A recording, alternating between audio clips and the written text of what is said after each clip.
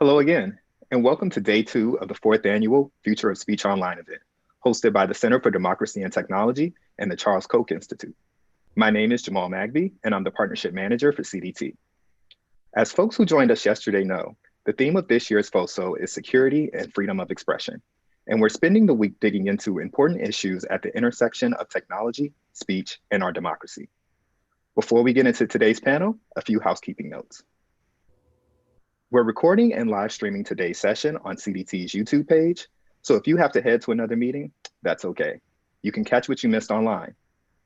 Non-speakers, please keep your video off and your audio muted so that everyone can see and hear our speakers clearly. Thanks in advance. We're scheduled to go until 12 p.m. Eastern Standard Time, and our speaker schedules are tight. So we're going to do our best to stick to that schedule. If you have questions, please get them in early. You can submit your questions using the Q&A panel via email at questions@cdt.org or via Twitter at #FOSO2020, #FutureOfSpeech, #CDT and at SendDemTech. CDT's communications manager, Elizabeth Seeger, will also be monitoring these channels and will pass those questions on to our team. And now I'm delighted to introduce our moderator for today's session, Ashley Gold, tech reporter for Axios. Hi, everyone. Thanks for having me today. My name is Ashley Gold. I'm a technology reporter at Axios. I previously covered technology at The Information and Politico. I've been following the encryption debate in this administration and previous administrations. I'm excited to talk to our panelists today. We've got Matthew Mitchell, the founder of Crypto Harlem, Harlow Holmes, the director of digital security at the Freedom of the Press Foundation, Steve Grobman, the Senior Vice President and Chief Technology Officer of McAfee, and Billy Easley, the Senior Policy Analyst at Americans for Our Prosperity. Before we get started with specific questions for the group, I would like everyone to go around, introduce themselves, talk a little bit about their job, what it has to do with encryption, and really what they want to talk about today. So we can start with Matthew. Cool. And you can call me Matt. We're all friends. Okay, Matt. Hi, everyone. And thank you so much, Ashley. What I do is I founded Crypto Harlem, which is an organization that, speaks about surveillance, the power of encryption to protect marginalized people.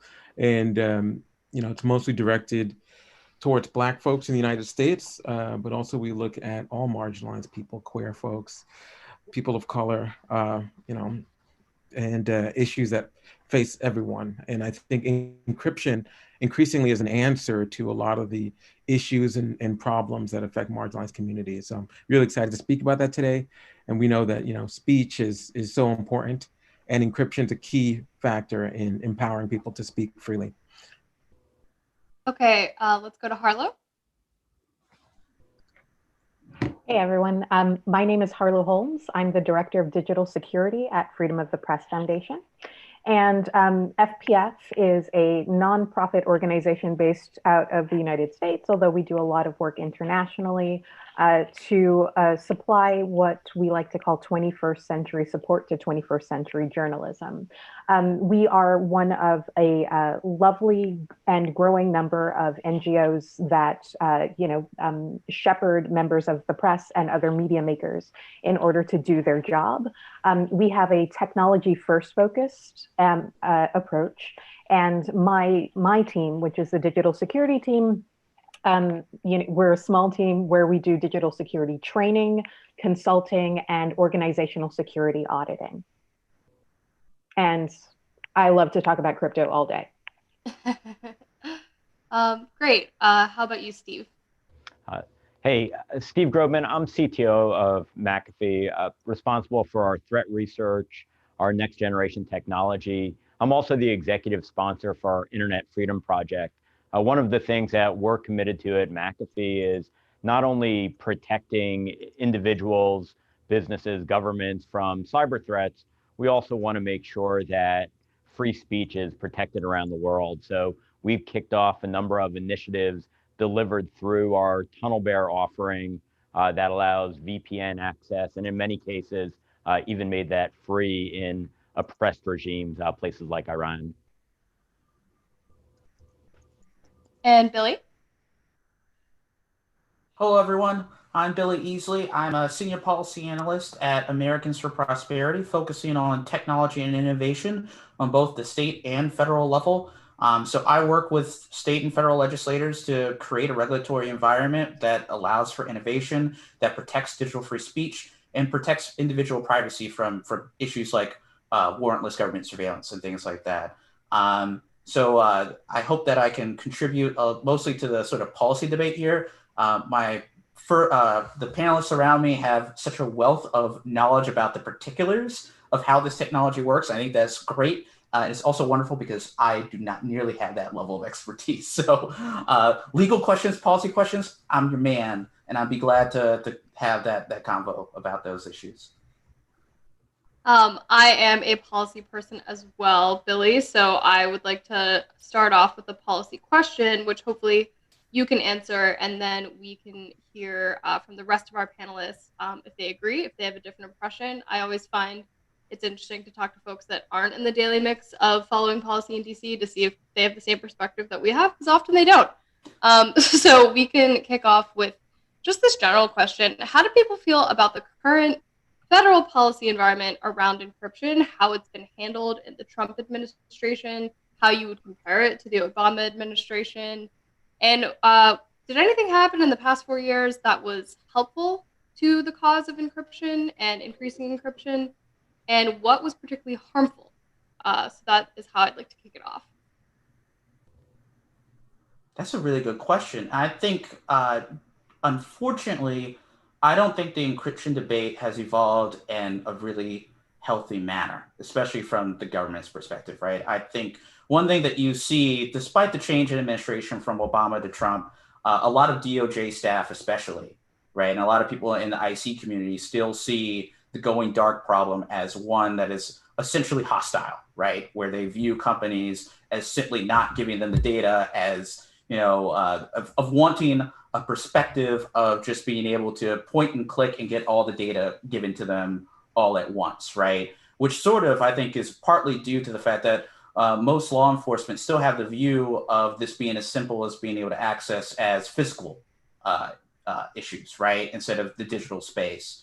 And I think that's problematic for two reasons. Number one, I think that sort of hostility sort of prevents a lot of law enforcement agencies from recognizing that most companies that I've talked to really want to be helpful, right? Like they want to find a way to aid investigations, right? But they also want to be able to protect the privacy of the people who are buying their product and engaging in their product. And I think a lot of the nuance of that debate has been lost. I think there are also law enforcement officials who understand that privacy forward encryption matters protects and prevents criminals from being able to do whatever they want. But I think a lot of those nuanced voices have sort of been drowned out in the discussion. I think that's really unfortunate. And I think one of the other things that I'll note here is I would direct everyone on this call to read, I believe the organization is called Upturn. They wrote this fascinating report that was just written up also in Lawfare, I think just yesterday, about the fact that a lot of law enforcement agencies are now being able to break in regularly into these phones using new technology. So I kind of feel like the whole going dark debate has become more about cops wanting this data being provided to them in the way that they like, in the way that they want, rather than an existential threat of criminals being able to just do whatever they want. I'm not particularly optimistic about how a lot of congressional members are looking at this issue. And I think that's really unfortunate. Yeah, good. Go ahead. Okay. Actually, thank you very much, Billy, for introducing Upturn's really excellent report about the capabilities of law enforcement when they actually have physical access to a phone. But what's interesting about that are two things. One is that It has kind of always been the case, and the details of it shifts as phones evolve. But there is a certain amount of data that is available before you decrypt your actual data on your phone, and that can include a lot of metadata. That could include things like maybe even notifications, like recent access to certain assets. You might, in your experience, you might already kind of like notice where certain data is available to you even before you put in that password when you boot. So like this is similar to that versus what is available after encryption, which would take extra measures in order to either defeat the encryption on the phone or compel the target to unlock their device. So those nuances actually do matter. And the reason why they matter has to do with a trend that I have been seeing over the past couple of years, where law enforcement does tend to focus more on the metadata that they can get in a particular investigation rather than the contents. And so there are a lot of very interesting loopholes, whereas in the past, privacy advocates had said or had pressured big platforms to be a little bit more confidential and trustworthy with users' data. Law enforcement had to concede those losses and instead, search for other ways of acquiring metadata in order to build cases around that.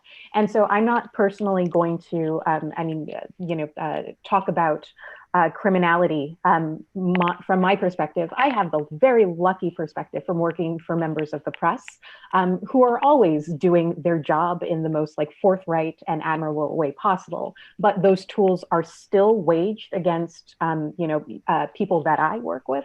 And so that's the reason why I'm especially attuned to the way that law enforcement works regarding access to people's physical phones. So just building on those 2 points, one of the things that I think is critical as we look at encryption, especially going into the new administration, is some of the foundational ways to think about encryption. First off, things in the digital world and physical world are sometimes similar and sometimes different, and understanding where they're similar and where they're different is important. Encryption, I would argue, is a dual-use technology. So just as ammonium nitrate can be used for fertilizer to make plants grow and solve hunger problems around the world, it can also be used to make bombs. Encryption can be used to protect data or hold data for ransom.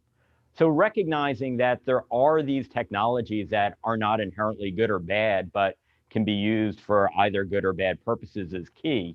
But it's also important to recognize that in the digital world, some things are fundamentally different. You can't make ammonium nitrate out of thin air. It takes precursor ingredients, whereas encryption, you can. Encryption is just math. And if we recognize that because encryption is a dual-use technology, bad actors, terrorists, individuals that are working in areas that would be generally things that law enforcement would be trying to prevent, are always going to have a mechanism to encrypt data. It's just math, and it's fundamentally something we can't prevent folks from doing. And therefore, we need to be very careful in any limitations that we put on encryption, because really what we're doing is limiting the benefits of encryption, the ability to do things like ensure freedom of speech. So thinking about those foundational principles and building blocks is really important as we have this debate. Matt, did you want to weigh in? Yeah, I would love to. And, I remember in 2017, I think it was January, on a flight back from Chile, a NASA engineer was stopped by Customs and Border and CBP, right? And so Border Patrol were like, hey, we need access to your phone. Please unlock your device. And he was like, well, okay, sure. He's like, wait a second. Wait, I work in NASA and it's my work phone. I'm not sure I'm supposed to be doing this. Led to quite a big deal. And what we found through that was there's a 3-time increase in people being stopped and device seizures and things like that in the early parts of this past administration. And so what we hope to see in this new administration is, a return to what would be normal levels and then challenging why those levels are normal. There are things like the Earn It Act and things like the Lawful Access to Encrypted Data Act, and proposals to get increased access to encrypted data. And I couldn't have said it better than what Steve said, in that this is just math. We use encrypted data all the time. When you're logging into your bank, that's encrypted data. When you're buying something on your favorite, e-commerce website, because we're all stuck at home because of the pandemic, well, you need to use encrypted data to do that. So, encryption is a part of all of our lives from the minute we get up and look at a news website. Most of the traffic on the internet now is encrypted, thanks to things like Let's Encrypt. And so by unraveling this, we will affect business, we will affect society, will affect regular people. And it's very disruptive, and it doesn't prove to prevent bad folks from doing bad things, right? So, that's my thoughts on it, and how I think this new administration has an opportunity here to embrace modern technology and have beneficial effects to everyone and business. I would love to follow up with that by saying that it's hard to have these discussions in DC, let's say, because there is a difference between standard encryption via TLS and the stuff that makes banking work and online shopping work, and what they're ultimately, if they're honest with you, what they're ultimately looking at, which is end-to-end encryption. And it's very sometimes it is frustrating when two parties at the table are talking about encryption in the abstract, which encompasses all of the good and the necessary of encryption, but things that they're more afraid of. We can't talk about these things on the same level. Can I just do a quick 5-second thing really quickly? Sure. It is really important that law enforcement and companies solve this issue, because the courts and the jurisprudence are a mess. Just last month, I wrote an article for the Federalist Society talking about the state Supreme Court of New Jersey reviewing encryption on an iPhone, right? And coming up with arguments for why an individual should be compelled to decrypt their phone. And it's a mess. When you look at the Third Circuit views, you look at there's a split circuit decision on the on the Florida appellate court level on this, right? The courts don't know how to deal with this issue. So it's going to be up to policymakers and law enforcement and businesses to really come to the table and figure this out, because I think the worst possible scenario is having a bunch of judges sort of sit around the table and try to figure out a way to do this. I don't think that's going to be a solution that anyone's going to like. Yeah, and because it's so hard for lawmakers to wrap their head around technology policy, not just in encryption, we see this with content moderation and so many other things. You end up with, judge-made law, and it's just this perpetuating cycle. So very simply, kind of maybe a sentence from each person. What is the number one misconception about encryption that leads to bad policy, in your experience? Well, I think to Bill's point, right, or Billy's point, sorry, we need to get this correct, right? I was ready some of the reporting from the fall of last year from the New York Times, and a recent op-ed piece in the New York Times about some of the illegal images and child exploitation and things like this, and revenge porn, and there's an argument that, look, if we have the ability to decrypt phones and devices, we can protect folks from these things. We can stand up for the rights of survivors. And so I think the biggest misconception is that encryption is in the way of legality and safety and helping people and supporting marginalized people and supporting survivors of abuse. I feel that encryption empowers people, and it allows people to actually get things done and help people. And there are other ways that these crimes get solved when you look at them. And, I think through digital forensics, through investigation, through detective work, through a lot of other things, some of the most like scary uses, the the fertilizer to bomb type uses, well, those things get stopped. And it doesn't mean that dismantling, creating backdoors, or suppressing the spread of encrypted algorithms or their uses protects people. It actually, I think, hurts more people than it protects. Yeah, Ashley, I'd say in one sense, the misconception is that encryption is sophisticated high technology. It's not. It's the algorithms that we use today are well understood.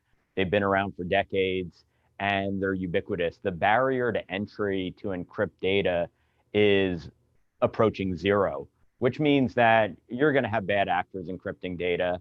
And as you know, a key theme here is sometimes you have to just accept the way the world is as opposed to the way you want the world to be. We are in a global pandemic. We don't like being in a global pandemic, but that is just the nature of where we are. And we're investing in ways to get out of it, such as making sure that we have ubiquitous quantities of vaccines. We need to look at encryption the same way. The math is well understood. Anybody can use it. Bad actors are going to use it to do bad things. Let's focus instead on how to use encryption for good. Let's focus on how we can use encryption to enable free speech around the world. Let's focus on how we can make sure that everyone's data is protected and not incur a lot of opportunity cost of going around and around in circles on a debate on whether we should ban encryption when you can't ban something that can be built out of thin air. Oh, go ahead. Okay, I'll offer one. Another misconception is that all encryption is equal. The choices that manufacturers and service providers actually make a huge difference. No one often talks about those nuances until something catastrophic happens to end users or consumers. And also there is a lot of pressure for the very, very small group of people who are in the know to influence exactly how cryptography is implemented in a variety of systems from, like end user perspective all the way up the supply chain.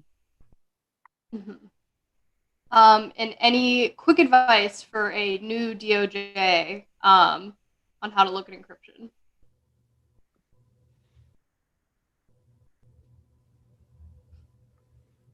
My advice for the Department of Justice on how to look at encryption is, raising up the needs of reporting and whistleblowers, like Harlow's work, understanding the protection to marginalized people and communities at risk, like my work, and how encryption can support all these things. Get behind legislation that has, folks like Steve, technologists and mathematicians, and the best of us looking at these difficult problems and not the knee-jerk reactions that we see in like a lot of the current legislation that's been proposed. I would have to agree 100% with what Matt just said.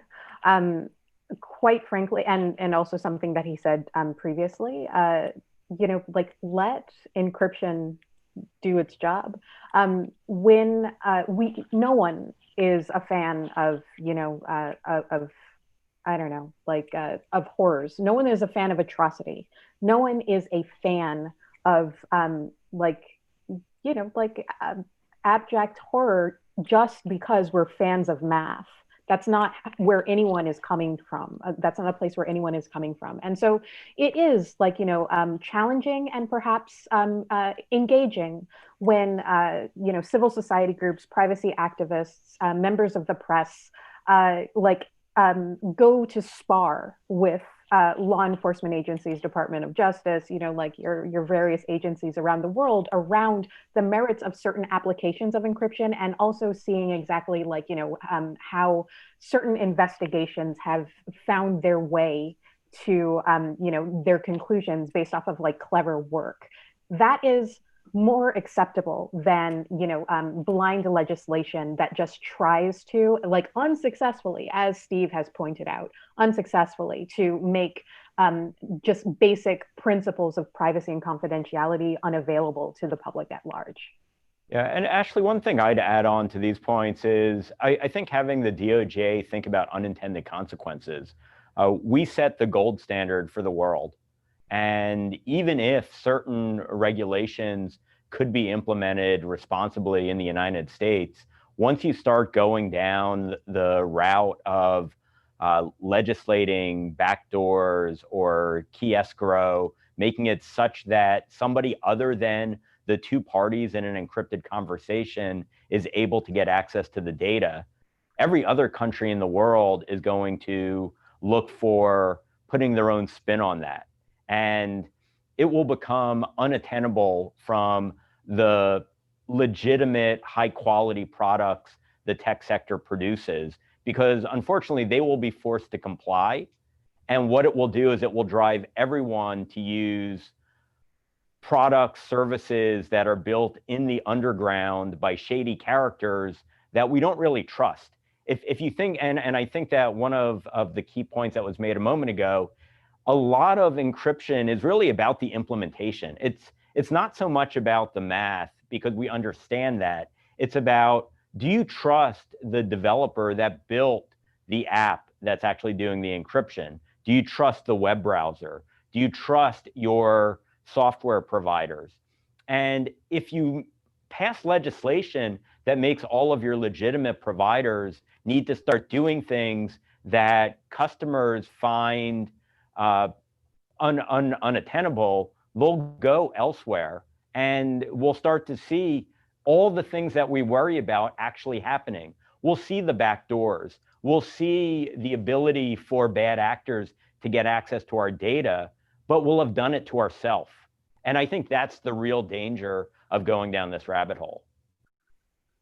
One more sort of general question for the group before I get to some more specifics. It seems like anytime there's been a major flare-up between law enforcement and a technology company, most notably with San Bernardino, it's been this sort of weird cycle where they have a back and forth, they fight about it, and they end up finding a workaround. And in the San Bernardino case, an Israeli company opened the phone for them. I think that's what happened.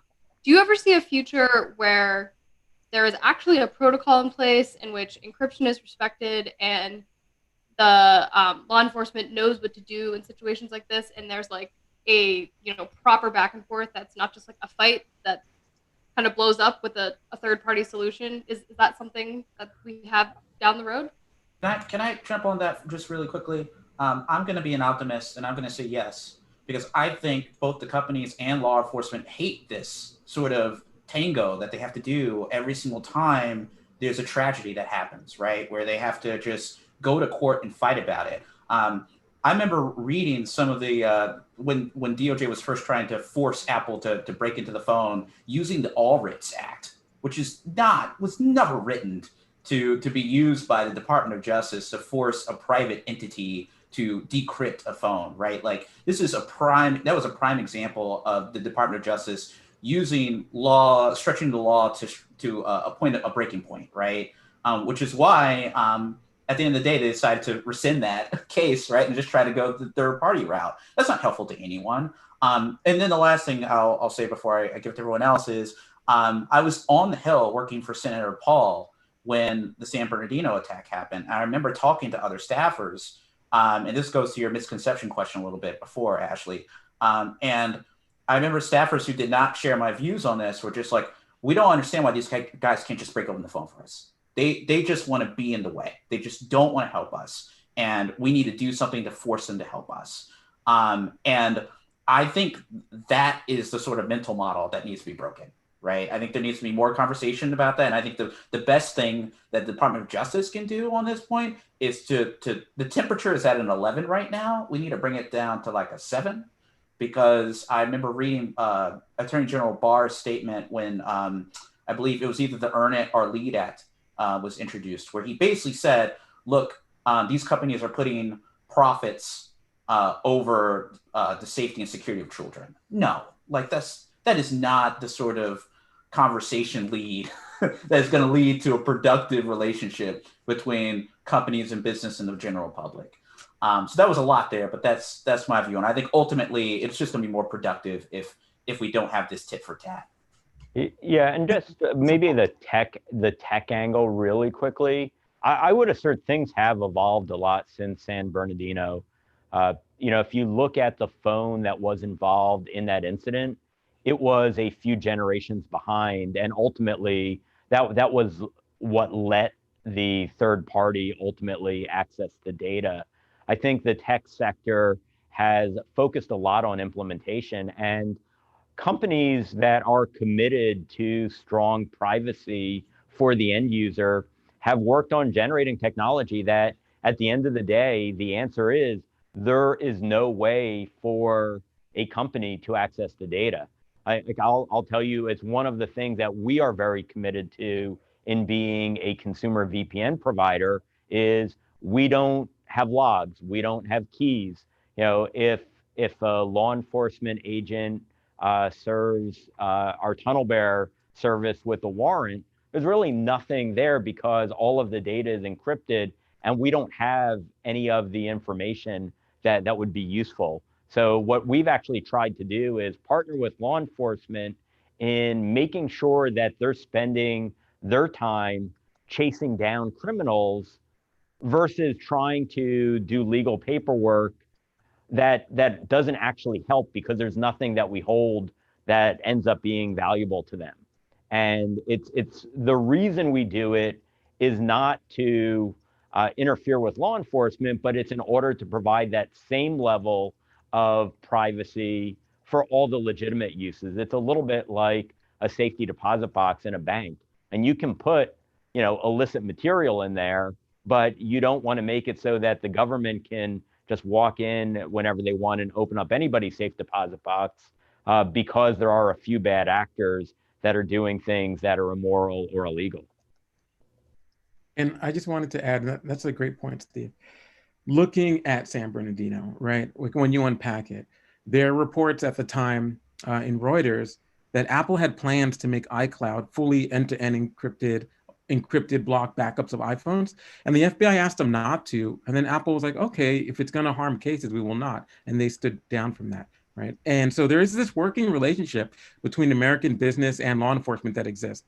Also with San Bernardino, we're talking about the phones that were work phones, not the personal phones of the people who were suspected of committing this holiday massacre at their Christmas party or whatever it was. And those folks destroyed their personal phones and was sent to Quantico to put back together or whatever. FBI labs put it back together. And what they did have were these work devices, these iCloud backups that were routinely being sent from Apple to the FBI. So there was a working relationship again. And, Apple's team that was working with law enforcement said, just do not turn off these devices. Somehow the devices got turned off, whether that was, San Bernardino police were like, say, at the time saying it was FBI saying it was San Bernardino police. That stopped it from being for Apple to be able to comply and to assist in the investigation. And then this request came to unlock the device. And that was a line that Apple didn't want to cross. And it would require all kinds of problems. And part of the marketing of Apple products is their security and how they work. And so I would say that on most of these incidents, when you really kind of zoom into them, there's a working relationship. We have tech companies in the United States working with law enforcement on a huge amount of cases, and there's a workflow and a framework, and there's ways to do it that preserve individual rights, privacy, and end-to-end encryption. So just wanted to bring that up.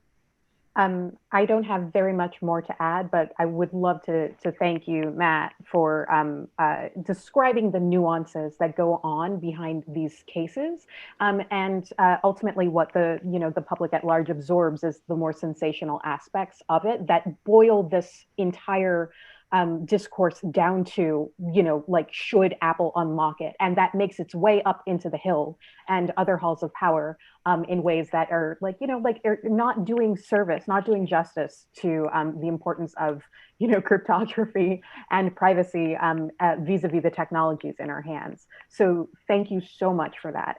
Also, when Steve mentioned that, they went third party, yeah, and that happens literally all the time. And it's not only because of that particular iPhone, but like, all of the iPhones that we have are literally, or not all, but like, I forget the percentage, but a large percentage of iPhones that are currently in the hands of people are checkmatable, meaning that they have, like a hardware flaw in them that means that if anyone has like, physical access to a phone, there are easy tools that are distributed and widely in use in law enforcement agencies across the globe that will unlock them. And this is just one example of like, how that sausage is made, and nobody talks about that. But instead they rely upon the sensationalism, this binary of do they or do they not unlock. That is a good reminder for people using iPhones and, thinking that they have full end-to-end encryption on everything. Still very important to check up on all your security. I have a specific question for Matt, especially in light of everything we've seen this past year with social movements and protests for racial equality. Why is it so important for communities of color and other minority communities to have encryption tools? And have you seen more people embracing these encryption tools as they've been organizing protests and trying to stay safe from the overreach of law enforcement? Can you talk a little bit about what you've seen this year in that space? Yeah, I would say if you're looking at the nationwide West to East Coast uprisings around George Floyd and for racial justice in this country, and which also happened at the same time that many of us are forced to use technology. How can we have free speech if we don't have a private place to speak, right? We look at the history of this planet, and there are governments around the world, whether we're looking at World War II or whether we're looking at yesterday, where the citizenry can't trust that anything that you say, even whispered in your bedroom or living room, or not be intercepted by someone who wants to do bad to you, right? So, you're in and I've traveled all around the world fighting for people's rights and assisting them with their digital security.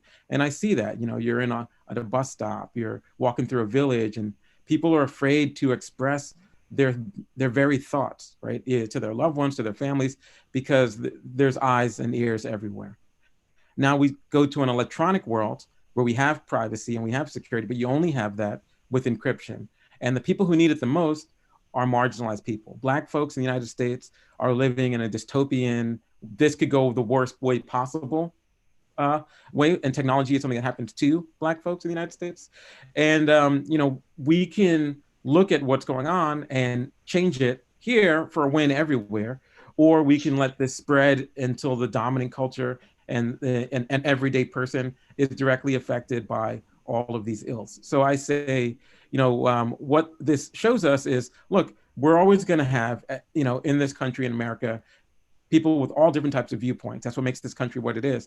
And holding those viewpoints is part of what allows, and the freedom for you to hold that and express that and assemble and, write to your elected, leaders of, whether it's a congressman or whatever, as a constituency. And if you're not happy with that response, to take a placard and take to the streets. And, all of that is negatively affected by dismantling encryption and attacking backdoors, because you can't safely assemble, you can't safely protest, you can't safely share ideas when they're intercepted and turned against you. And can you talk a little bit about how your company and the trainings and the tools you provide try to help people wrap their heads around this concept and stay safe when they're communicating online?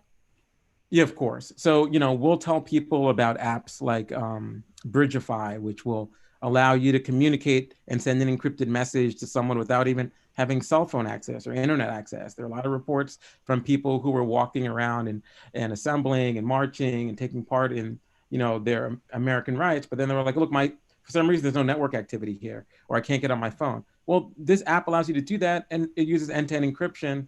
So you know that the person you're sending this message to is the only one who can see it, right? Or Signal, which is an app that allows you to use data that's encrypted instead of a phone call or a text message where there's many people involved in delivery of that message. It's just you sending it and your friend reading it. And I think those are really important. It's important to have that idea like, hey, you know what? I'm the only one who holds this material that I'm writing, is art, poetry, or whatever it is, and I can control who I disseminate it to. I can say, look, I'm going to bring you into my circle of trust and have this conversation. And these are things that we've always taken for granted. It's just part of how things work. But electronically, technologically, it's not how things work.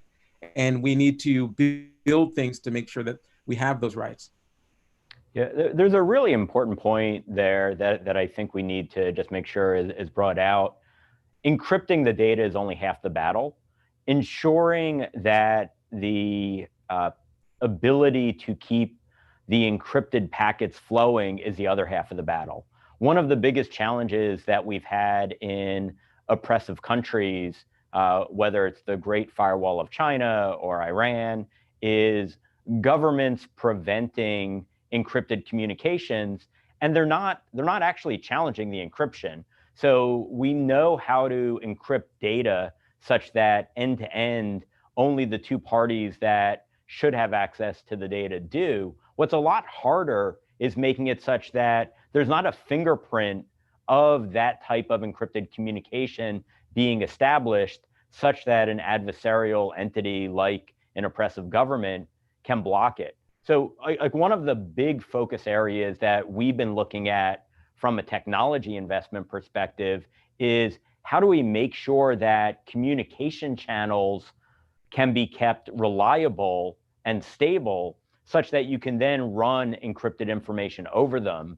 And in some cases, it's an inverse from what McAfee is very used to doing. We're very used to playing the cat and mouse game with cyber criminals where they have a new type of attack, we have a new type of defense. When it comes to things like a privacy VPN, it's more about us being the mouse and the adversarial governments being the cat, where we're working on next generations of technology that ensure that communication can survive some of these oppressive technical efforts to stop them. And it's really been quite effective. It's also important that we have channels to even get the technology out. So in some cases, traditional app stores can't be used to distribute applications. So needing to do things like support important software like encrypted apps or VPN over Telegram or other non-traditional distribution mechanisms is really important. Final thing real quick. When I worked at the Senate Homeland Security and Government Affairs Committee, the way that whistleblowers contacted me was through encrypted technology. So we've talked a lot about how this is important for digital free speech. It absolutely is. I sign on to everything that Matt said about that point. But this is also really important for whistleblowers, right? It is a very safe and secure way for them to contact people who are in Inspector General's offices or people who are congressional staffers like I was, and safely make them aware of abuses going on in the system. I'm sure it's the same with journalists being contacted as well. So I think there are multiple reasons why encryption, has many benefits that folks just aren't really, really keen on understanding before they decide to try to break it. I'm very curious to know what encrypted technologies you used, that people used to contact you over there. At Freedom of the Press Foundation, I would be remiss if I did not say that we are the developers of a whistleblowing platform called SecureDrop, which leverages the Tor network. It's a newsroom appliance that sits in a growing number of news organizations across the globe. From very, very small ones to really, really large ones like New York Times, Al Jazeera, like Aftonbladet, et cetera, that from a technical perspective will connect members of the public at large with an access to the Tor browser to newsrooms in order to sustain communications. And that said, that's only one tool that we have in our ecosystem of tools that actually work as far as end-to-end encryption and confidentiality are concerned, in making leaks happen. There are a variety of tools out there, and we also consult and train members of the press and other media makers in how to leverage all of these options in order to work the best for them and the audience that they're targeting. Thank you. We've got only about 10 minutes left, so I'm going to throw it to this audience question. If everyone could answer sort of briefly. What are the major encryption challenges for the US government, companies, and residents internationally? I can start. I'll actually throw something out that we have not talked at all about that I think is important for the encryption discussion that's more forward-looking, which is the state of quantum computing right now is at a point where it's likely within 5 or 10 years, our current encryption algorithms will be breakable, and it's time to retool the algorithms to what we call quantum safe. The reason this is important to think about right now is certain data that's encrypted, you need to be secure 10 years from now. The example is just given on whistleblowers and whistleblower identity. A whistleblower in 2020, might need to stay anonymous in 2030. So making sure that that encrypted communication using the algorithms of today remains safe and secure requires us to go to new algorithms. So, we're working with NIST, some of the rest of the tech community, but this is going to be a major effort to go faster in getting to what we call quantum resistant algorithms. Yes, I would second that in saying it took a very long time for us to learn who Deep Throat was. So yeah, absolutely. Encryption should be quantum safe. And that is, from my perspective, something that gives me pause about people's current usage of PGP. I'm not going to go too into the weeds, but this is even though it's not going to solve everybody's problems, the reason why I personally am a fan of using subkeys rather than using my primary key in order to encrypt and decrypt everything. But yeah, it's a whole a can of worms. I was just going to say, if you guys could speak a little more about internationally, what a US citizen might face if they are traveling abroad and using encrypted apps, and how there are different laws in different countries, and what are some of the risks associated with that? I would go with the adage, unfortunate adage, it depends. And so it depends on the tool, it depends on the usage and the ways by mean it was discovered. So there are already laws on the books, for instance, regarding VPNs in certain countries where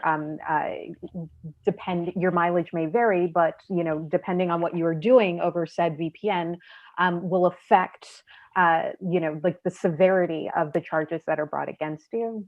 There are also in our trainings, we do want journalists to be attuned to the fact that context as far as apps are concerned matters. So while this is not objective, even though that Signal and WhatsApp contain the Signal protocol, so from a very gross perspective, we can say that they have the same capabilities as far as end-to-end encryption is concerned. The context matters, and if you cannot speak to a fixer over Signal because that might put that fixer in danger, you might want to take a conversation to WhatsApp, even though no one in the security community believes that the overall security properties of WhatsApp are superior or even equal on par to those of Signal. So it depends, once again. We have another question. Why do people think that mass adoption of using end-to-end encryption is still lagging behind, just from a general population perspective? I think quickly on the tech side, there are some challenges with end-to-end encryption. One being that the data only exists on the two devices that are having the conversation. So if the data is something that you need long-term access to, it's not backed up anywhere. If you lose your phone, if you lose the device, it's gone. So there's this challenge in data protection that if you're encrypting data so that it's only available on the device, you better make sure that you have a way to get access to that data in a reliable manner if it's something that's important in the long run. And I would say that, and as well as like one, we have to get used to what features are like when we have end-to-end encryption. There might not be the things that we've been commonly used to, but once we understand how those things work, we'd be horrified and we'd be okay with our data disappearing. And the second thing is just usable security. We need to have tools that are easy to use. Like, if you use TunnelBear, the VPN at Steve's company, it's really cute and fun. And it's like, I've watch people who aren't used to using VPNs using it, and they get it right away. If you use Signal, which is a open source encrypted messaging app, it doesn't have a menu of advanced settings and all these complicated things about keys and math. It just feels almost like a regular messenger that you would normally use. So I think we need usable security, and just the rest of the folks who use end-to-end encrypted apps to just get used to what that future looks like, what features we actually need. And we have just about a couple minutes left, but somebody asked specifically about a report from the Carnegie Endowment called Moving the Encryption Policy Conversation Forward. Does anybody think this report had any effect or its ideas are still current? Anybody have an opinion about that? Haven't read it, sorry. Okay. No worries. And there was one more thing. We're still actively dealing with the COVID-19 crisis, obviously, and there's been, an attempt to get contact tracing apps adopted. It hasn't always gone well, especially in the US. Why is this? Does it have anything to do with encryption or privacy? Oh, wow. Okay, I'll start. I mean, so first off, that's not something that is legislated like we've seen in other countries, where in order to have access to certain services, in order to, access to certain places, you have to have installed such and such a thing. Also, what's interesting about where we are with contact tracing is that, well, there's two things. One is that short shrift, it has been studied that and posited that the most effective contact tracing is not done via an app. It's actually done by people who are employed to do so.